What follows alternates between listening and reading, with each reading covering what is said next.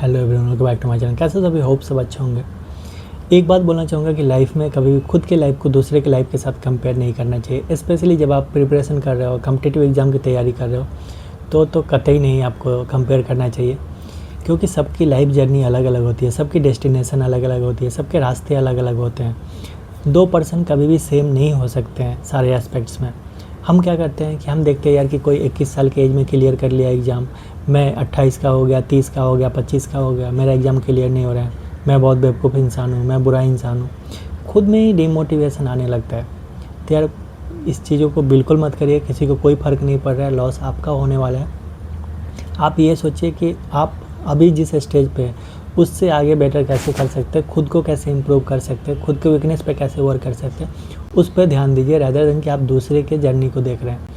Problems क्या होता है ना, अभी के टाइम की दो दुनिया होती है, एक रील्स वाली दुनिया होती है, एक रियल दुनिया होती है। तो रियल दुनिया, रियल चीज़ें बताने वाले बहुत कम लोग होते हैं, रील्स वाली दुनिया में ज़्यादा लोग होते हैं। तो कोई भी चीज़ें जो आपको स्क्रीन पे दिखते हैं ना, तो उसके पीछे की कहानी आपको ना तो दिखाया जाता है ना आप देखते हैं। हमें बस स्क्रीन पर चीज़ें दिखता है, हमें ये दिखता है कि कोई 21 साल में एग्ज़ाम क्लियर कर लिया, हम 30 साल में नहीं कर पा रहे।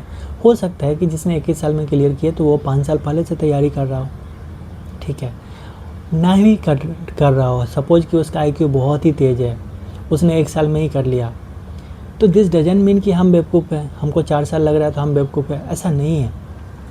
कॉम्पिटिटिव एग्ज़ाम में आपके हार्डवर्क के साथ साथ लक का भी मैटर होता है।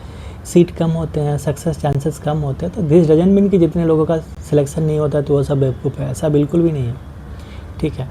तो आप खुद में थोड़ा सा कॉन्फिडेंस रखिए, खुद के लाइफ को खुद से कंपेयर करिए, ये सोचिए कि कल को आप आज से बेहतर कैसे बना सकते हैं, इस पे ध्यान दीजिए रैदर देन कि आप कंपेयर करें। हाँ, आपको दूसरे से सीखना है तो आप सीखिए, आप दूसरे के मिस्टेक से सीखिए, आप दूसरे के जर्नी से सीखिए, दूसरे के स्ट्रगल से सीखिए, बशर्ते कि उसका जो स्ट्रगल हो, जर्नी हो, मिस्टेक्स हो, जो उन्होंने शेयर करे हो वो रियल हो। ऐसा नहीं कि रील्स वाली दुनिया से आप सीख रहे हैं कि उसने किया कुछ और है, बता कुछ और है, आप उसको देख देख के डिमोटिवेट हो रहे हैं। तो ऐसा करने की ज़रूरत नहीं है। आपको यदि जो चीज़ें जेन्युइन लग रही है वो चीज़ें आप सीखिए, करिए, बेटर है, ठीक है। बहुत सारे लोग मैं देखता हूँ कि जब 12th फेल मूवी आई थी तो उस टाइम बहुत सारे लोग ऐसे कमेंट करते थे वीडियो वगैरह पे कि मैं भी 12th फेल हूँ। दिस डजंट मीन कि जो जितने 12th फेल हैं सब IPS ही बन जाएंगे, ठीक है, सब IAS ही बन जाएंगे, सब UPSC क्लियर कर लेंगे। शादी में ज़रूर आना मूवी आया था तो सबको लगा था यार दिल टूटा है तो IAS ही बन जाएंगे।